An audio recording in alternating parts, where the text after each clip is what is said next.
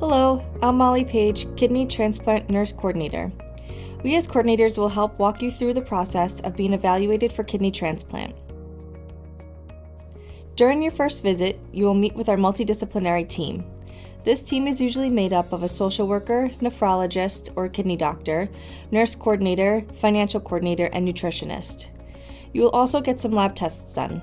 The team will help you determine whether you qualify for a kidney transplant. More importantly, if it's the right and safe option for you.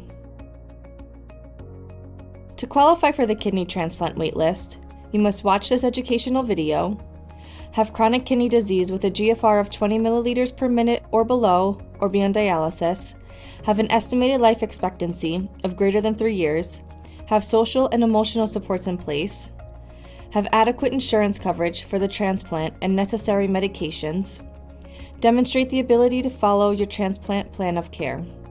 Compliance is very important in the lifelong care of your transplanted organ. Our multidisciplinary team will check all candidates for these 6 qualifications.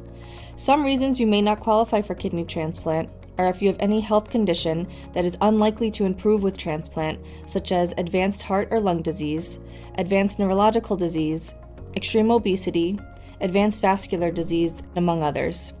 If you have a substance abuse problem, an active cancer, an active infection, psychosis, or untreated psychiatric illness. If you do qualify for a kidney transplant, there are 3 requirements to receive a deceased donor kidney. You must be listed in an active status on the United Network of Organ Sharing through a certified transplant center like Mass General. You must be at the top of the list, and you must be compatible with the kidney donor. We do thorough testing to make sure you're a good match with the kidney donor. Once you are listed, we will immediately send you a blood sample kit for an initial blood sample. We will pause and resume sending you kits again as you get higher on the wait list, around 6 to 12 months before your transplant.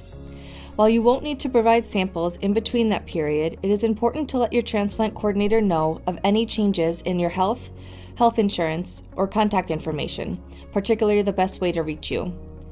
It's also important to take good care of your health through dialysis if needed and lifestyle routine. You want to make sure you're exercising and eating well. You should also maintain a support system of your family and friends for after transplant care, because it takes a support network to really get through this process. While on the wait list, you'll be notified when it's your turn to get ready for a transplant. We call this our readiness phase.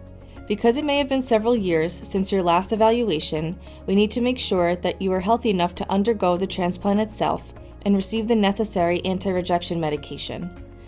You enter this readiness phase around 12 months before your expected transplant date.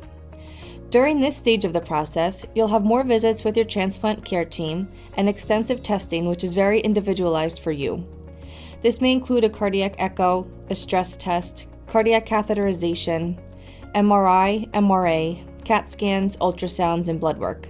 Depending on your needs, you may also have consultation visits with cardiology, psychiatry, and pulmonology.